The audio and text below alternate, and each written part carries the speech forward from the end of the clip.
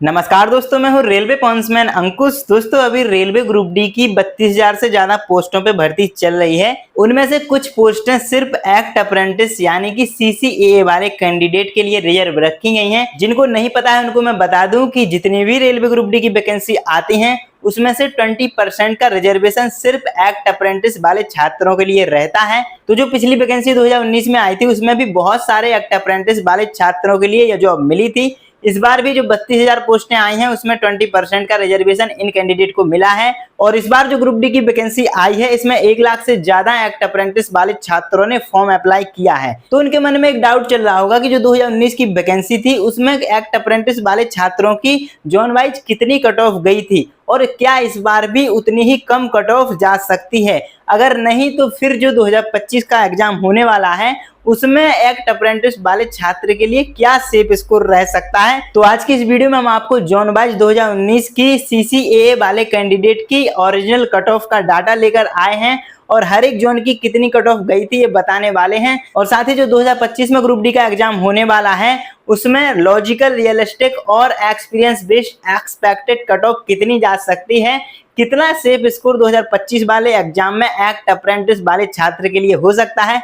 तो आज की इस वीडियो में हम पूरी जानकारी एक्ट अप्रेंटिस की देने वाले हैं। तो जितने भी एक्ट अप्रेंटिस वाले कैंडिडेट हैं वो इस वीडियो को बिना स्किप किए एंड तक देखना, क्योंकि आपको इस वीडियो से आगे की प्लानिंग करने में मदद मिलने वाली है। चलिए शुरू करते हैं। सबसे पहले आपको हम बताते हैं सीसीए का फुल फॉर्म क्या होता है। सीसीए का फुल फॉर्म होता है कोर्स कंप्लीटेड एक्ट अप्रेंटिस, मतलब कि ऐसे कैंडिडेट जिन्होंने रेलवे में 1 या 2 साल की ट्रेनिंग ऑलरेडी कंप्लीट कर रखी है और उनके लिए जितनी भी ग्रुप डी की वैकेंसी आती है उसमें 20% का रिजर्वेशन मिल जाता है। मतलब कि जो अभी 32,000 कुछ पोस्टें आई हैं इसमें से इसका 20% मतलब कि 6,400 पोस्टें लगभग ये सिर्फ सीसीए वाले यानी कि एक्ट अप्रेंटिस वाले कैंडिडेट के लिए रिजर्व रखी गई हैं। और सीटें रिजर्व रखने का मतलब ये नहीं है कि इनका एग्जाम अलग से होगा। इनका एग्जाम जो डायरेक्ट ओपन भर्ती वाले कैंडिडेट होते हैं उन्हीं के साथ उन्हीं की शिफ्टों में होता है और सेम क्वेश्चंस ओपन कैटेगरी वाले कैंडिडेट से पूछे जाते हैं और सेम क्वेश्चंस ये सीसीए वाले कैंडिडेट से भी पूछे जाते हैं। मतलब कि जो 6,400 पोस्टों पे एक्ट अप्रेंटिस वालों के लिए भर्ती चल रही है उसके लिए लगभग 1 लाख से भी ज्यादा फॉर्म अप्लाई हुए हैं, जिनमें से कुछ फॉर्म तो फर्जी हैं लेकिन लगभग 1 लाख फॉर्म अगर हम मान के चलें एक्ट अप्रेंटिस के तो बहुत ही कम कंपटीशन है। 6,400 पोस्टों के लिए मात्र 1 लाख फॉर्म। वहीं जो ओपन कैटेगरी के कैंडिडेट हैं उनके लिए 1 करोड़ से ज्यादा फॉर्म भरे गए हैं और इसमें से सिर्फ लगभग 25-26 हजार पोस्टें ही बचती हैं। मतलब एक जगह वो 25,000 पोस्टों के लिए 1 करोड़ से ज्यादा कैंडिडेट फाइट कर रहे हैं। वहीं जो एक्ट अप्रेंटिस वाले छात्र हैं वो सिर्फ 6,400 पोस्टों के लिए मात्र 1 लाख कैंडिडेट ने फॉर्म अप्लाई किया है। इनमें से कुछ लोग तो पढ़ाई ही नहीं करते हैं। अब हम आपको बताते हैं कि जो एक्ट अप्रेंटिस वाले कैंडिडेट होते हैं इनकी कट ऑफ कम क्यों जाती है। इनकी कट ऑफ के पीछे का एक राज है। जब भी इनकी 1 साल या 2 साल की ट्रेनिंग कंप्लीट होती है तो इनके लिए एक नेशनल अप्रेंटिस सर्टिफिकेट दिया जाता है, मतलब कि एनएसी सर्टिफिकेट दिया जाता है। इनकी इनमें कुछ परसेंटेज रहती है, किसी की 70, किसी की 80 तो किसी की 90 या इससे भी ज्यादा कम। तो इस तरह से इनका जो सर्टिफिकेट है इनको मिल जाता है और इसी के आधार पर ये लोग ग्रुप डी का फॉर्म अप्लाई करते हैं और ये जो सीसीए वाली कैटेगरी होती है उसमें आ जाते हैं। इसके बाद जब इनका सीबीटी एग्जाम होता है तो इनकी जो मेरिट कम जाने का मेन रीजन होता है वो होता है एनएसी के मार्क्स जुड़ना। मान लीजिए कि इन्होंने अगर नेशनल अप्रेंटिस सर्टिफिकेट में जितने भी मार्क्स अचीव किए थे उसका 1/3 इनकी फाइनल मेरिट में जुड़ता है और इनका 1/3 एनएसी सर्टिफिकेट से लिया जाता है।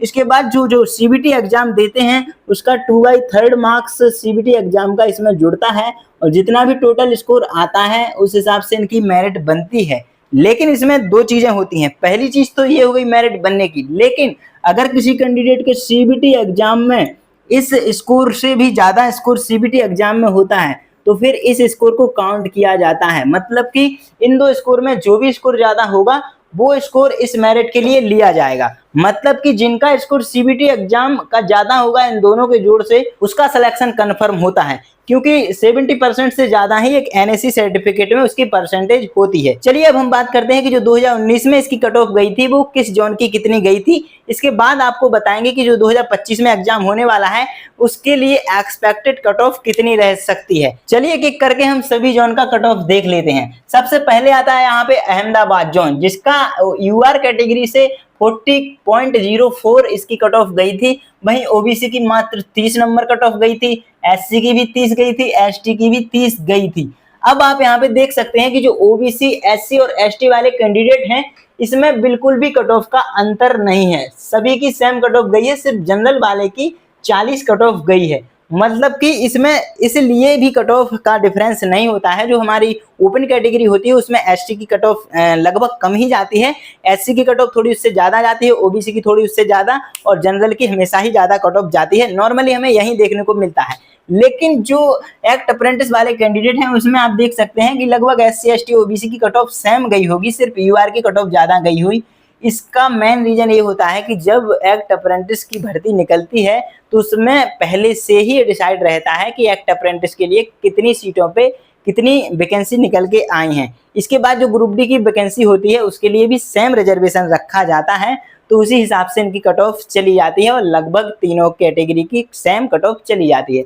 चलिए अब एक एक करके सभी जोन की कट ऑफ देख लेते हैं। वहीं अजमेर की जो जनरल की कट ऑफ है वो 40 गई थी, और जो ओबीसी, एससी, एसटी की है वो 30.34, 30.43, 32.58। तो यहाँ पे आप देख सकते हैं एसटी की कट ऑफ ओबीसी और एससी से भी ज्यादा चली गई है।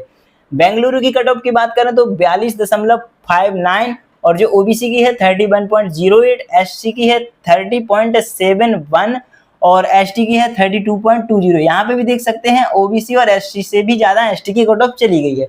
वहीं अगर भोपाल जोन की बात करें तो 40 गई है यूआर की, 30.34 ओबीसी की, 30.74 एससी की और 30.71 एसटी की। इसी तरह से आप यहाँ पे सभी जोन की कट ऑफ देख सकते हैं, चाहो तो आप इसका स्क्रीनशॉट भी ले सकते हैं।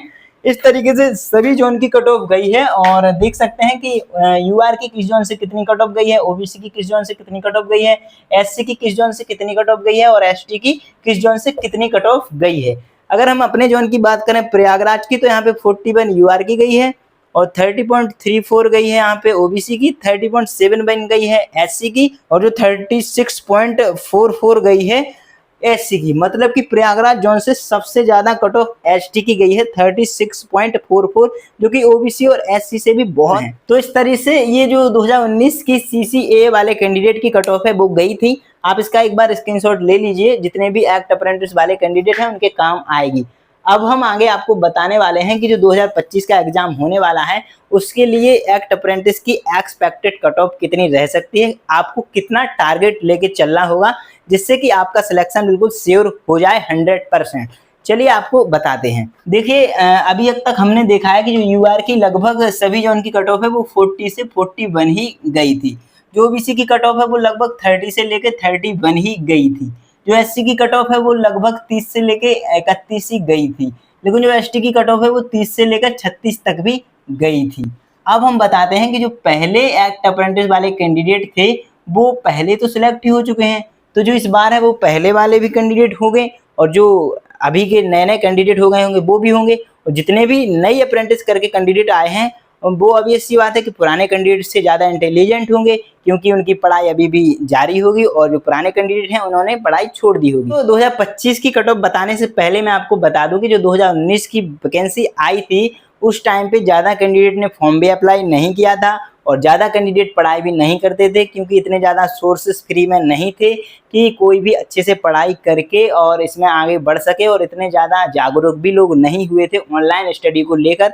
लेकिन आजकल हर एक कैंडिडेट के मोबाइल में हर एक चीज़ पढ़ने के लिए आने लगी है, तो हर एक कैंडिडेट बहुत ही अच्छे तरीके से तैयारी कर रहा है, मेहनत कर रहा है। इस वजह से 2019 की कट ऑफ गई थी। दूसरी वजह 2019 की कट ऑफ कम जाने की ये भी रही है कि उस बार बहुत ज़्यादा वैकेंसी थी, लगभग 1 लाख वैकेंसी थी, तो इस वजह से भी उसकी कट ऑफ कम गई थी। तो इस हिसाब से 2025 में वैकेंसी भी कम है, कैंडिडेट ने फॉर्म भी अप्लाई ज़्यादा किए हैं, तो 2025 और 2019 की वैकेंसी से इसकी कट ऑफ कंपेरिजन करना बिल्कुल भी फेयर नहीं है। लेकिन हम एक्सपेक्टेड कट ऑफ आपको बताते हैं। मान लीजिए आज के ज़माने के हिसाब से जो अभी स्टडी चल रही है ऑनलाइन, अगर कोई कैंडिडेट, सबसे पहले तो बात करते हैं जो वो इसका एनएसी सर्टिफिकेट उसको मिला होगा, वो मिनिमम कितने परसेंट पे मिला होगा। एक तरह से हम कह सकते हैं कि 65 तो उसका बिलो स्कोर रहता है। अगर हम मिनिमम से मिनिमम भी मान लें, अगर 70% भी अगर उसका एनएसी स्कोर रहता है, तो भी उसका जो 1/3 है वो कितना बनेगा ये आगे बताते हैं। सबसे पहले हम बात करते हैं, मान लो एनएससी सर्टिफिकेट में उसकी 70% है, ये मैंने एवरेज मान ली है, बहुत ही बिलो कह सकते हैं, कई की तो 80 और 90 तक बन जाती है, लेकिन हम 70 मान के चलते हैं। अब अगर उसने सीबीटी जो एग्जाम होता है जिसमें हम लोग भी बैठते हैं और ये एक्ट अप्रेंटिस वाले कैंडिडेट बैठते हैं, लेकिन जहाँ पे हमारा स्कोर लगभग 70 प्लस हमको चाहिए होता है, वहीं अगर इनका स्कोर 45 भी आ गया, तब इनका स्कोर कितना आ जाएगा मेरिट के लिए, मैं आपको ये मिनिमम बता रहा हूं। अब आपको मैं बताता हूं। यहाँ पे अगर हम एनएससी सर्टिफिकेट का 1/3 ले लें, तो इसकी अगर हम 70% ले रहे हैं तो 70 से गुणा कर देंगे इसमें, प्लस जो हमारा 2/3 हमको सीबीटी मार्क्स का लेना है, अगर वो हम कर दें, अब इसका अगर हम टोटल करें तो कितना आता है, यहाँ पे हमारा स्कोर लगभग निकल के आ जाएगा 23 की समथिंग, इसके बाद इसको ऐड करें तो ये लगभग आ जाएगा 30। तो ये जो हमारा मिनिमम इस बार मार्क्स निकल के आ रहे हैं वो आ रहे हैं 53। मतलब कि ये समझ लो आप कि 53% मार्क्स इस बार आ सकते हैं एक बिलो से बिलो जो कैंडिडेट रहेगा एनएससी सर्टिफिकेट वाला, और कितने भी कम पढ़ाई करे अगर वो 45 भी स्कोर करता है तो उसका इतना स्कोर रहेगा। वही अगर मान लो कि 45 उसने स्कोर नहीं किया है, मान लो कि उसने 39 स्कोर किया है, तब जाके भी उसका स्कोर कितना आएगा, इसमें हम अगर 45 की जगह 39 रख दें तो इसका यहाँ पे 26 4 और मार्क्स घट जाएगा, तो यहाँ पे इसका 49 फिर भी स्कोर निकल के आएगा। मान लीजिए 39 भी उसने स्कोर नहीं किया है, अगर उसने मात्र 33 भी स्कोर सीबीटी एग्जाम में किया है 100 में से, तब भी उसका जो मार्क्स है वो यहाँ से निकल के आएगा 45। मतलब कि मिनिमम 45% तो उसकी, अगर वो सीबीटी एग्जाम में 33 मार्क्स लाता है तभी जा रही है। अब इसमें कुछ धुरंधर भी होते हैं, मतलब कि जो बहुत ही अच्छी तरीके से शुरू से इंटेलिजेंट होते हैं, पढ़ाई भी अच्छे से कर रहे होते हैं, अगर उसने मतलब कि इससे 53 से भी ज़्यादा सीबीटी में ही स्कोर कर दिया तो इसका तो सिर्फ सीबीटी का ही काउंट होगा, मतलब 55 कर दिया, 60 कर दिया, कितना भी कर दिया, इतना हम मानते हैं मैक्सिमम, तो मतलब ये कट ऑफ भी तो उसी में काउंट होनी है। तो इस हिसाब से अगर हम मिनिमम कट ऑफ माने तो जो SC ST वाले कैंडिडेट अगर 33 भी स्कोर करेंगे तो 45 जाएगी, अगर 39 सीबीटी में स्कोर करेंगे तो 49 जाएगी, अगर 45 करेंगे तो मिनिमम 53 इसकी कट ऑफ जाएगी। अब मैं आपको बताता हूं कि आपको टारगेट कितना रखना है। देखिए, जिनका एनएससी में स्कोर 70% है उनका मैं अलग से बताता हूं, जिनका 80% स्कोर है उनका मैं अलग से बताता हूं, और जिनका इन दोनों के बीच में है वो बीच में अपना खुद से मान सकते हैं। जिनका 70 स्कोर है उसको, अगर मैं उसको श्योर 100% सिलेक्शन चाहिए तो उसको सीबीटी एग्जाम में 45 प्लस स्कोर करना कंपलसरी है। मतलब कि जो जनरल का कैंडिडेट है उसको 45 प्लस स्कोर अपने सीबीटी एग्जाम में करना बिल्कुल ही कंपलसरी है। वहीं जो ओबीसी SC ST वाले कैंडिडेट हैं उनको 39 प्लस और 39 प्लस स्कोर इन तीनों कैटेगरी के कैंडिडेट के लिए करना बहुत जरूरी है। लेकिन अगर आपका एनएससी सर्टिफिकेट में ज़्यादा अगर 80% मार्क्स हैं तो उसके लिए आप इसमें से मात्र 2 मार्क्स ही कम कर सकते हैं, सिर्फ 2 मार्क्स ही कम कर सकते हैं, सिर्फ 2 मार्क्स ही कम कर सकते हैं। इस हिसाब से आपको टारगेट रखना होगा। मैं आपको बताता हूँ, जितना ज़्यादा आप टारगेट रखेंगे उतना ही श्योर आपका सिलेक्शन होगा, उतने ही ज़्यादा चांसेस आपके सिलेक्ट होने के रहेंगे। तो दोस्तों, मैंने इस वीडियो में आपको 2019 की जो original zone wise cut off थी वो भी आपको बता दी है, 2025 में कितनी जा सकती है वो एक्सपेक्टेड आपको बता दी है, किस तरीके से CCA वाले कैंडिडेट का सिलेक्शन होता है वो भी आपको बता दिया है, कैसे मेरिट बनती है वो भी आपको बता दिया है। मतलब कि जितने भी एक्ट अप्रेंटिस वाले कैंडिडेट हैं उनका अब हर एक डाउट लगभग क्लियर हो गया होगा। अगर फिर भी कोई डाउट बचा है तो आप कमेंट सेक्शन में मुझसे पूछ सकते हैं। साथ ही उन दोस्तों के साथ भी ये वीडियो शेयर करिए जो एक्ट अप्रेंटिस वाले कैंडिडेट हैं, ताकि उनको भी पता चल सके कि अपनी प्लानिंग के हिसाब से उनको कितने मार्क्स का टारगेट रखना चाहिए। तो दोस्तों, उम्मीद है कि आपको ये वीडियो पसंद आई होगी। अगर वीडियो पसंद आई हो तो वीडियो को लाइक और अपने सभी दोस्तों के साथ शेयर जरूर करना, और अगर अभी तक चैनल को सब्सक्राइब नहीं किया है तो सब्सक्राइब जरूर करिएगा। साथ ही बेल आइकन भी प्रेस करें जिससे कि आने वाले सभी नोटिफिकेशन आपको मिलते रहें, और इम्पोर्टेंट अपडेट और PDF के लिए अपने टेलीग्राम ग्रुप को भी ज्वाइन जरूर कर लें। चलिए फिर मिलते हैं अगली वीडियो में, तब तक के लिए नमस्कार, धन्यवाद।